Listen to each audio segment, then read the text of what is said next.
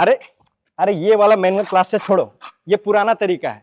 इसमें पैसे ही बहुत लग जाते हैं और इसमें बहुत सारे टेंशन है। इस तरीके से जो हम मैनुअल प्लास्टर करते हैं उसमें जो हम बालू खरीदते हैं उसमें मॉइस्चर होता है, लगभग 30 से 35% तक पानी होता है, जिससे हमें बालू भी महंगा पड़ता है। ऊपर से उसमें होते हैं पत्थर, और पत्थर को साफ करने के लिए हमें जाली से उसे चलना पड़ता है और उससे लेबर कॉस्ट भी हमारा बढ़ जाता है।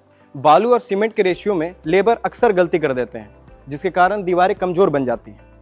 सीमेंट, बालू और पानी का मिक्सचर तैयार करने में काफ़ी समय लगता है, क्योंकि मिक्सिंग करना बहुत कठिन काम होता है।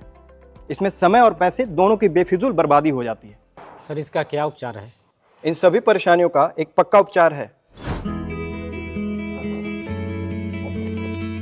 जेपी का ready mix polymer plaster and tiles adhesive.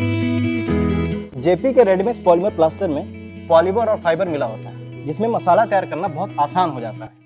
इसमें लेबर को सिर्फ और सिर्फ पानी मिलाना होता है और इस मसाले में कमाल की वर्केबिलिटी आ जाती है, जिससे समय और पैसे दोनों की बचत होती है। जेपी के रेडीमिक्स पॉलीमर प्लास्टर में सीमेंट और सैंड की रेशियो 4:1 होती है, जबकि बाकी टाइल्स एडेसिव में सीमेंट और बालू की रेशियो 7:1 होती है। JP RPP and tiles adhesive बहुत ही स्ट्रॉन्ग होता है और फ्लोर टाइल्स के लिए भी बहुत अच्छा होता है। ये 40 kg के पैक में आता है।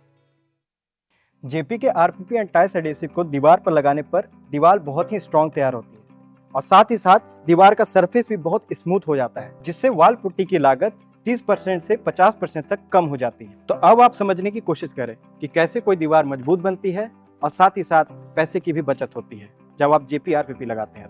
बालू में मॉइस्चर होता है, जेपी आरपीपी में कोई मॉइस्चर नहीं होता। बालू में पत्थर होते हैं, जिसे निकालने में हमें बहुत समय लगता है। JP RPP ready to use होता है। बालू, सीमेंट और पानी का मिक्सचर तैयार करने में बहुत समय लगता है, जबकि जेपी आरपीपी में लेबर को सिर्फ और सिर्फ पानी मिलाना होता है, जिससे समय और पैसे दोनों की बचत होती है। सीमेंट और बालू के प्लास्टर में 7 दिन तक वाटर क्यूरिंग करनी पड़ती है, जबकि जेपी आरपीपी में वाटर क्यूरिंग करने की कोई जरूरत नहीं होती। इसमें पैसे, लेबर और पानी तीनों की बचत होती है। घर बार बार नहीं, 100 वर्ष तक चले ऐसा बनाएं। जेपी आरपीपी टाइल्स एडेसिव ही लगाएं।